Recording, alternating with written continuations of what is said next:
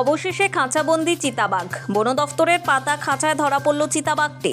স্বস্তি ফিরল ভান্ডিগুড়ি চা বাগানে।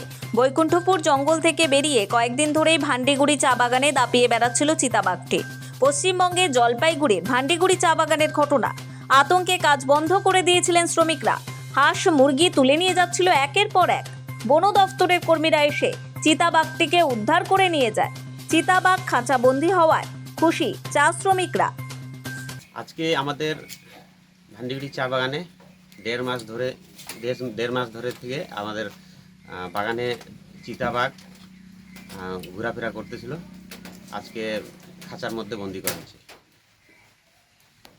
বিভিন্ন রকমের চেষ্টা করছি আমরা খাঁচার মধ্যে পাঠার জন্য চেষ্টা করছি, কিন্তু আমাদের বাগানের ম্যানেজার অনেক চেষ্টা করে আজকে ডিপার্টমেন্টকে নিয়ে খাঁচা পাইতে আজকে আমাদের বাঘটাকে ধরা হলো।